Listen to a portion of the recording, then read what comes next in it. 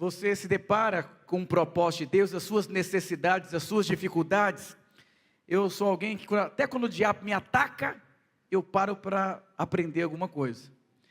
E para que você possa ser vencedor dentro do propósito de Deus, você precisa aprender como que Deus trabalha.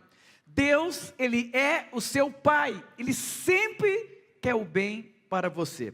E quando nós lemos aqui a história do jovem rico, nós percebemos um texto assim, rico em muitos aspectos. Você percebe um jovem cego, um jovem que não se enxergava, um jovem que não enxergava Jesus da forma que ele era. E vamos lá, a partir do versículo 17, do capítulo 10 de Marcos, aqui conta a história do jovem rico. E pondo-se Jesus a caminho, correu um homem ao seu encontro, e ajoelhando-se perguntou-lhe: bom mestre, que farei para herdar a vida eterna? Então você percebe um jovem com uma inquietação no seu coração. Aquele jovem que vai no culto, aquele irmão que não falta na cela, mas havia uma voz que não cessava dentro dele. Então ele se achegou diante de Jesus perguntando: o que eu posso fazer para herdar a vida eterna? Olha o que diz aqui. Respondeu-lhe Jesus: por que me chamas bom? Ninguém é bom senão um, que é Deus. Então você percebe aqui Jesus já confrontando esse jovem. O único bom é Deus. E diz mais assim: sabes os mandamentos: não matarás, não adulterarás, não furtarás, não dirás falsos testemunhos, não defraudará ninguém, honra o seu pai e a sua mãe. Então ele respondeu: mestre, tudo o que tenho observado desde a minha juventude. E Jesus, fitando os olhos, o amou. Diga assim: o amou. E disse: só uma coisa te falta, vende tudo o que você tem, dá aos pobres e terás um tesouro no céu, então vem e me segue. Ele, porém, contrariado com esta palavra, ele não ficou contrariado com a pessoa de Jesus, ele ficou contrariado com a palavra e com a direção que Jesus deu a ele, porque era dono de muitas propriedades. Ele ficou triste. Olha que interessante. Você sabe que é muito difícil ser pastor, irmãos. Vou abrir meu coração aqui. As pessoas me pedem opiniões, elas me pedem conselhos, e às vezes eu dou a minha opinião, dou meu conselho, e a pessoa fica revoltada comigo. Mas o que eu fiz? A pessoa que bateu na minha porta me perguntando o que eu achava. Eu faço de tudo para fugir de alguns conselhos e algumas opiniões. E aqui você percebe, Jesus estava no canto dele, tranquilamente, e esse jovem de repente vai até Jesus, e ele fica contrariado, mas ele que se colocou numa situação difícil. Irmão, já passei por tantas situações como pastor. Uma vez uma pessoa falou assim: pastor, estou com muita dificuldade financeira, eu quero um conselho. Eu não tenho condições de pagar essa conta, o que eu faço? Eu falei: você corta o convênio, tira a sua filha do balé. O que é isso, pastor? É o sonho da minha filha, ser uma bailarina. Como que você fala uma coisa dessa? Nunca imaginei que eu ouviria uma coisa dessa sua, pastor. Eu falei: essa moça cresceu, se juntou com uma moça, foi embora de casa, o filho se revoltou e hoje ela mora sozinha. E mal consegue pagar aluguel. E eu vou dizer uma coisa para você. Esse jovem, ele ficou contrariado com a direção que Jesus deu para ele. E eu vou dizer uma coisa para você: provavelmente a maior parte dos seus problemas foi você que se colocou nele. Porque na palavra de Deus tem direção, tem ajuste e tem confronto.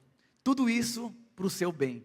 E quando a Bíblia diz que quando aquele jovem começou a abrir o coração dele com Jesus, Jesus percebeu que ele era um mentiroso. Tudo isso aí que você está falando, Jesus, eu já faço, desde pequeno eu faço isso. Ninguém conseguiu guardar toda a lei, a não ser Jesus completou toda a lei. Por isso nós temos condições de acessar Cristo pela graça dele. E aí você percebe que Jesus percebeu que ele era apegado à riqueza desse mundo. Jesus não é contra o dinheiro. Você sabe que dinheiro não é pecado. O pecado é o amor ao dinheiro.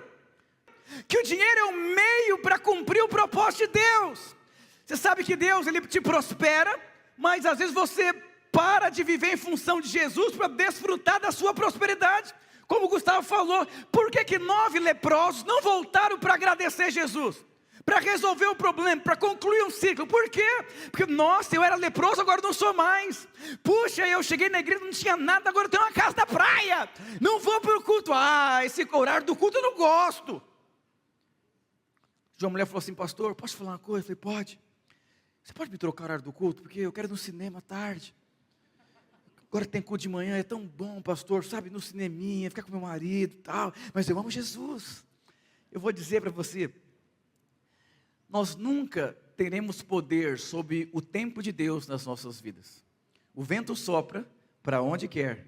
E eu vou dizer, vão ter momentos na sua vida de calmaria, vão ter momentos de turbulência, vão ter momentos de ajustes, vão ter momentos de turbulências na sua vida. Então você precisa aprender a ser guiado por Deus. Eu vou dizer para você, a única forma de você permitir que Deus conduza a sua vida é quando você entende o tanto que Ele te ama.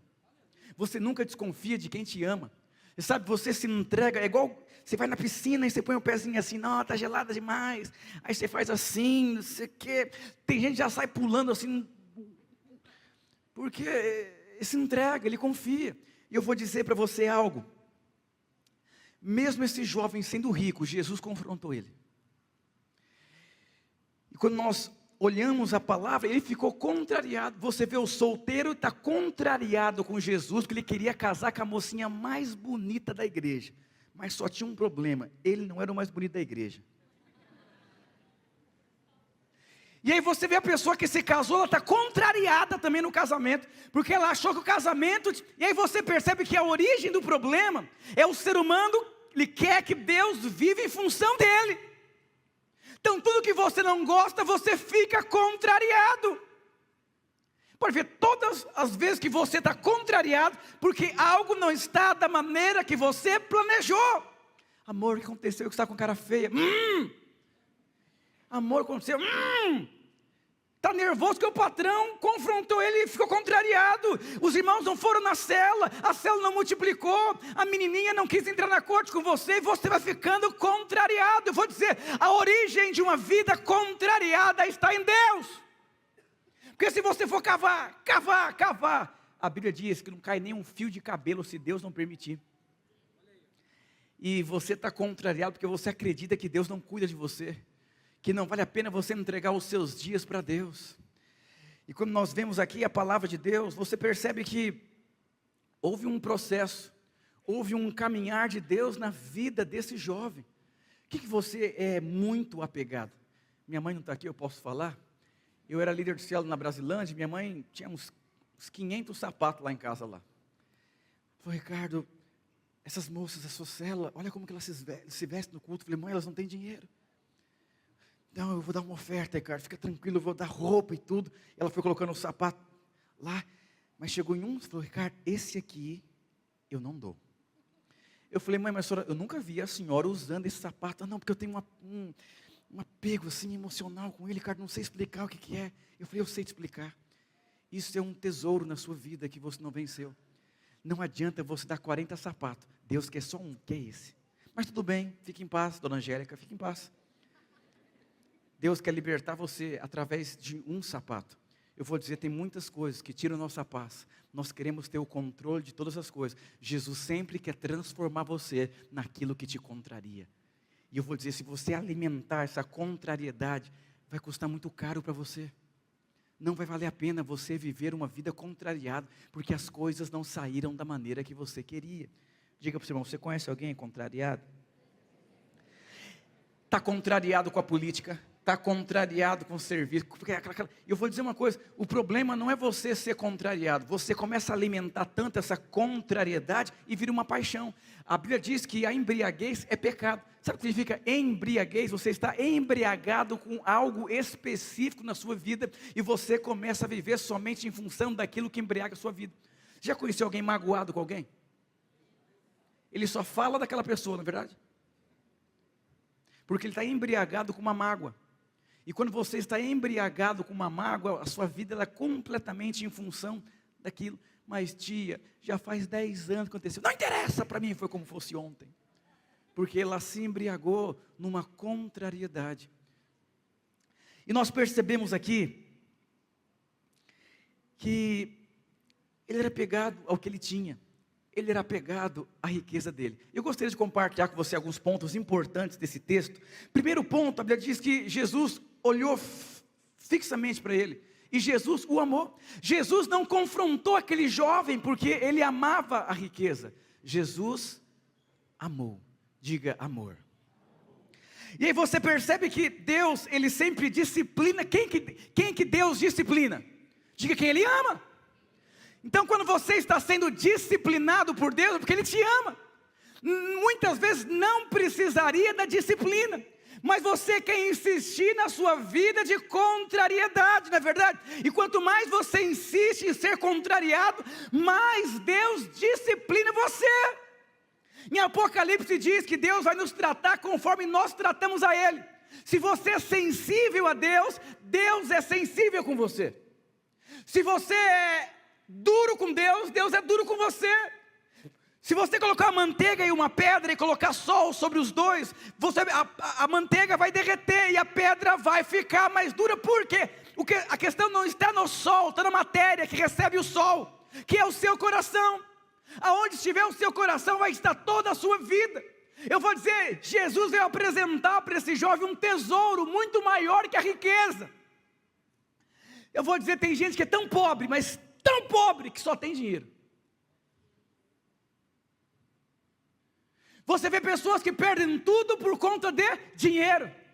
O empresário ele abre mão da família em função do dinheiro. Ele faz tudo em função do dinheiro. Eu vou dizer para você, todo ser humano tem uma paixão que queima em seu coração. Se você quer ser exitoso dentro do propósito de Deus, seja livre daquilo que contraria você, e seja alguém apegado à graça de Deus. Agora olha que interessante, quem entende que é amado por Deus se permite ser conduzido. Quem entende que é amado por Deus se entrega. Por que uma mulher desconfia do marido? Porque ela não se sente amada, então é uma briga dentro de casa. O marido fala, vamos para lá. A mulher fala, Porque ela desconfia, porque ela não se sente amada. O homem não inclui a mulher no casamento, é independente. Então a resposta que a mulher dá a um casamento é a desconfiança. E vice-versa. Eu vou dizer para você, quando você entende que você é amado por Deus, você se entrega.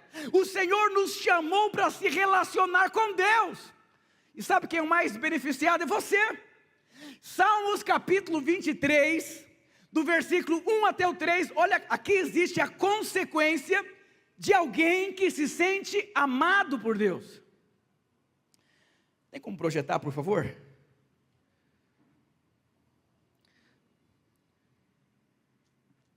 Salmos 23, do versículo 1 até o 3.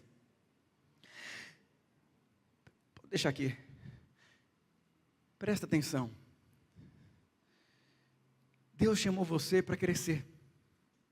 Eu não vou mentir para você. Jesus percebeu que aquele jovem, ele tinha perdido a sua vida na riqueza. E Jesus percebeu isso. Jesus, você precisa desfazer da sua riqueza. Dá para os pobres e me seguir. E eu vou te mostrar um tesouro que você ainda não conhece. Em outras palavras, entrega a sua vida para mim. Deixa eu conduzir sua vida. Deixa eu guiar a sua vida. O Senhor é o meu pastor. Olha aqui a consequência de alguém que se sente amado. O Senhor é o meu pastor. E porque o Senhor é o meu pastor, eu me sinto tão amado pelo meu pastor, Jesus, que nada vai me faltar.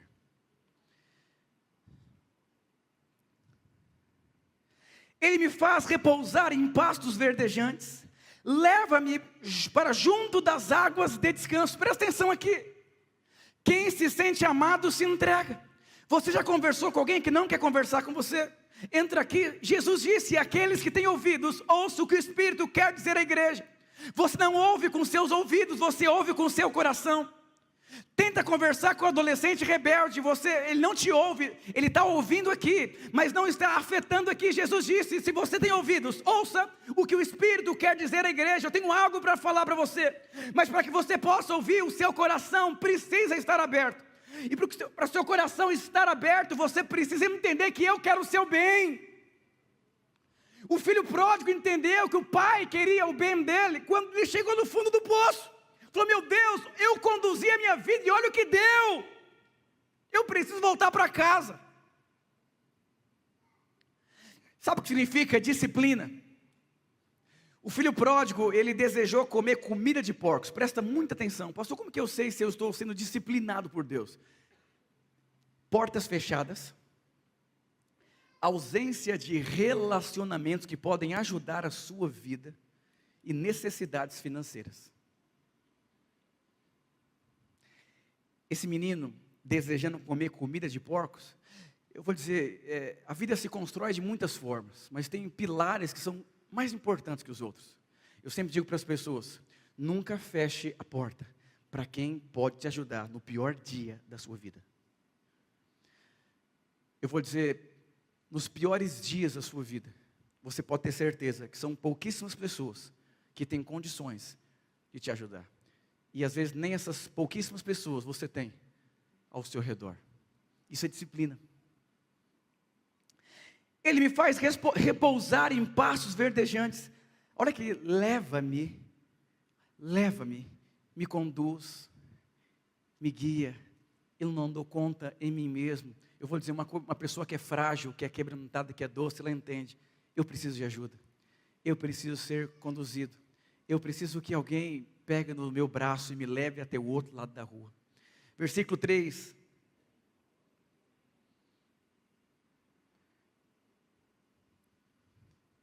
Versículo 3. Refrigera-me a minha alma, guia-me pelas veredas da justiça por amor do seu nome. Aqui está uma vida de alguém que é guiado por Deus. Sabe o que significa uma pessoa contrariada? Eu não aceito essa direção, eu não concordo com essa direção, eu acho que não tem que ser assim. Eu vou dizer para você: não insista naquilo que Deus não diz. Deus colocou você dentro de um corpo espiritual.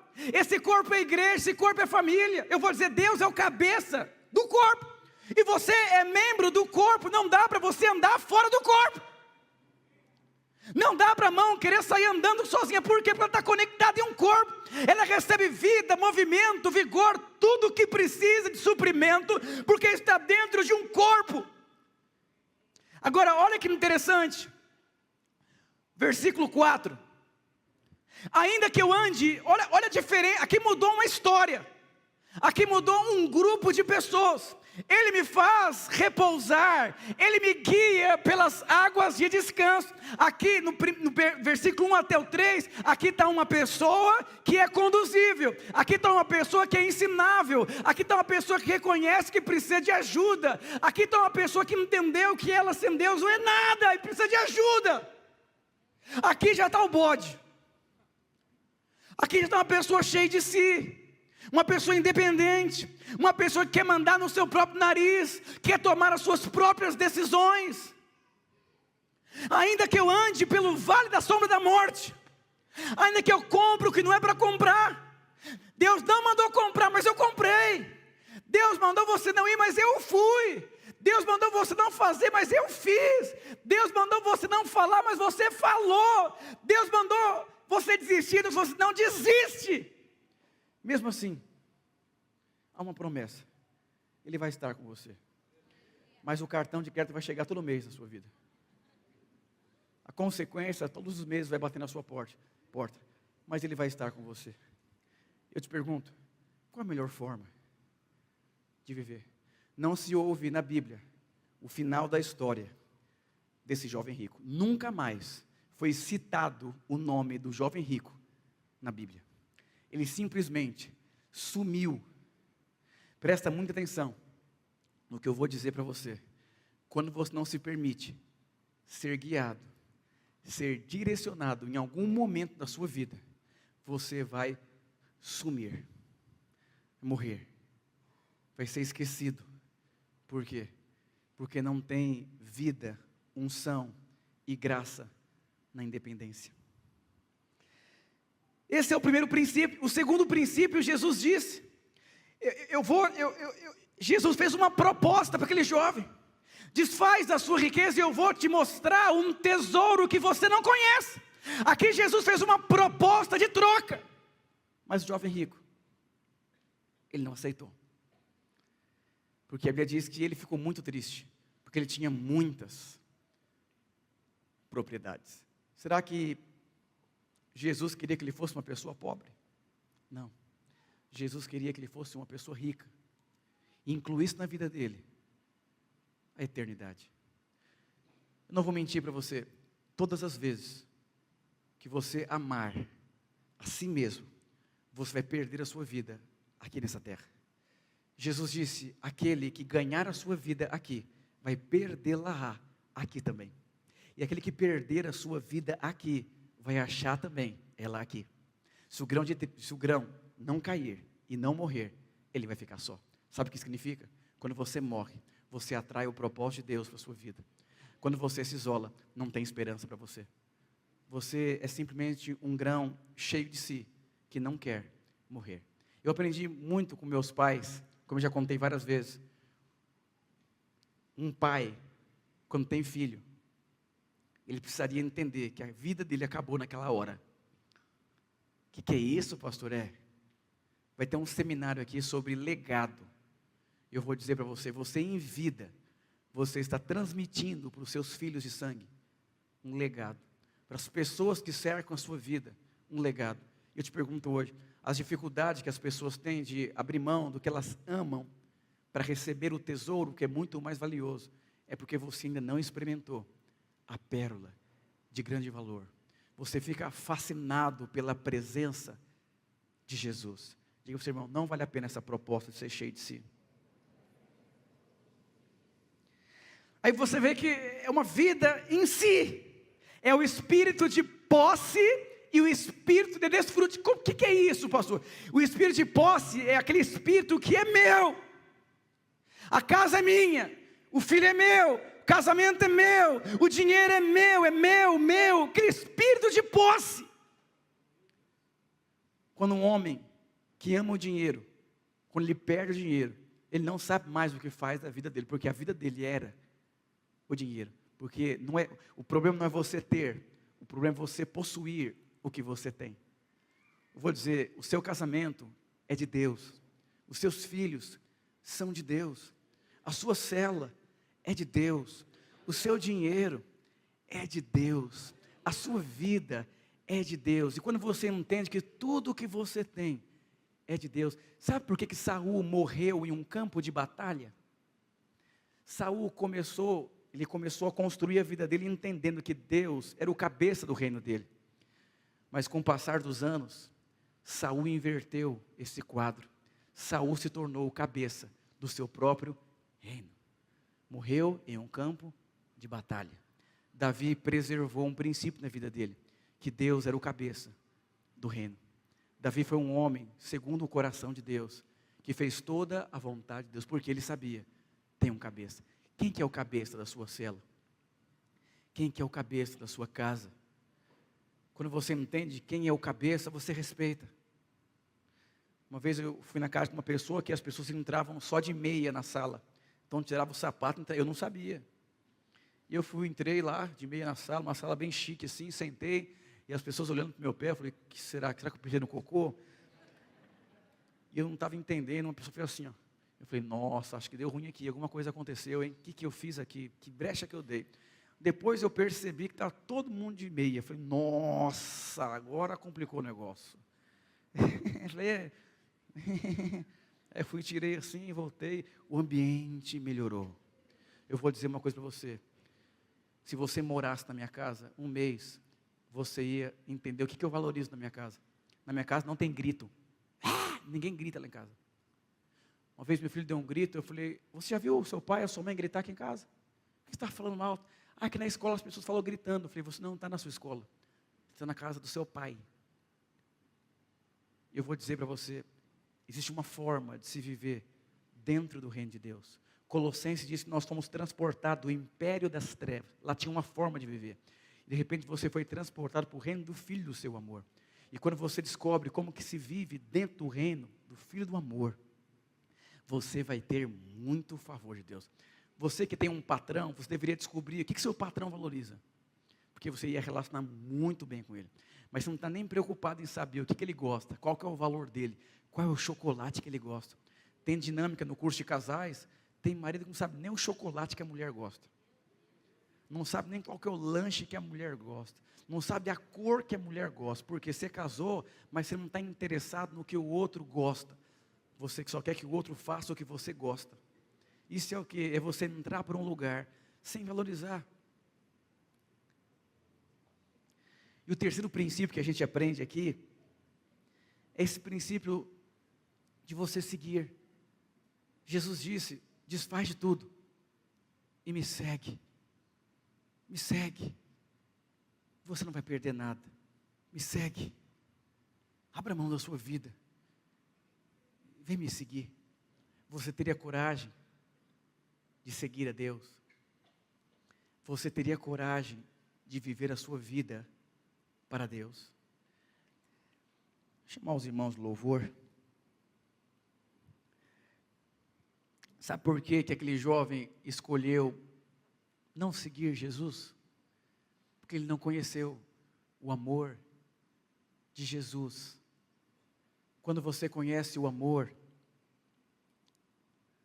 você consegue descansar nos braços de Deus. Diga: o Senhor me ama. Eu sou filho amado de Deus. Ele tem pensamentos maravilhosos ao meu respeito. Ele tem pensamentos de paz ao meu respeito. Ele quer o meu bem. Eu sou amado, eu sou perdoado, eu sou justificado. Sabe, quanto mais você conhece do amor de Deus, mais você se entrega. Hebreus diz: você deve se esforçar. Para quê? Para vencer o pecado? Não. Irmãos, é muito difícil alguém descansar em Deus, porque só descansa quem entende que é amado. As pessoas são ansiosas, elas estão preocupadas com o dia de amanhã, ela está preocupada de multiplicar, preocupada com muitas coisas. Eu vou dizer para você: pare de se preocupar com as coisas, e se esforce para entrar no descanso de Deus. Pastor, eu já fiz tudo nessa célula, ela não avança. É por isso, você que fez. E quando você consegue entrar no descanso, você continua fazendo, sem você se cansar. Pastor, eu já fiz de tudo com esse menino. Esse é o problema. Você cansou de fazer de tudo com esses meninos. Mas quando você consegue entrar no descanso e depois fazer as coisas com os meninos, você sabe que o povo não entrou na terra prometida, porque eles não conseguiram descansar em Deus. A Bíblia diz que eles tinham um coração perverso. Um coração perverso, um coração incrédulo. O que é o incrédulo? Ele não acredita. Quando eu não acredito, eu não descanso. Quando não acredito, eu não consigo me entregar. Eu sou desconfiado. Eu sou ferido. Tenta dar carinho para um cachorro que apanhou a vida inteira. Ele pode estar com muita fome, e você pode estar com um filé mignon. Ele vem assim, qualquer coisa ele assusta. Ele não consegue se entregar, porque ele não se sente amado. Agora pega um cachorro que só recebe amor dentro de casa. Você chega, ele faz uma festa, ele se entrega, porque ele é satisfeito por dentro. Ele se sente amado pelos donos, então ele se entrega. Eu vou dizer para você: é tão bom viver a vida de Deus. É tão bom estar num lugar seguro que se chama presença de Deus. As pessoas têm medo, querem morar em condomínios. Você pode fazer muitas coisas, mas se Deus não edificar a sua casa, em vão trabalham aqueles que edificam. Qual é a medida que você tem de descanso na sua vida? Eu vejo alguns irmãos, uma vida tão pesada. Eu vou dizer para você: o Senhor não chamou você para ter uma vida pesada. O Senhor chamou você para trabalhar no descanso de Deus. É tão bom ver aquele líder de célula, que a célula não sai do lugar, mas ele está tão leve, porque ele sabe que ele não tem o poder de mudar a vida das pessoas. Um homem que entende que ele não tem o poder de mudar a vida de ninguém, ele vai desfrutar do casamento dos filhos. Um líder que entende que não tem o poder de mudar a vida das pessoas da célula, ele consegue desfrutar. Sabe, quando você começa a investir em alguém, e aquela pessoa não responde aquilo que você investiu, você começa a ficar num conflito. Por quê? Porque você tem um interesse. Agora, quando você entende que você não tem o poder de mudar a vida de ninguém, você desfruta da célula. Pastor, eu quero entregar a célula porque a célula não rompe. Eu vou dizer: você está liderando da forma errada. Tudo que Deus faz é bom. Tudo que Deus faz é bom. Tudo que Ele faz é bom, é perfeito, é maravilhoso. Você sabe que um bambu leva 20 anos para crescer. Sabe o que significa? Provavelmente, enquanto você está investindo nos seus filhos, na sua célula, em qualquer área da sua vida, você não vai ver frutos. E o diabo vai falar com você: você está errado. Mas eu vou dizer uma coisa para você: se o bambu leva 20 anos para crescer, isso é uma semente. Você precisa ter paciência. Você precisa aprender a trabalhar no descanso de Deus. Ele te ama. Ele cuida de você.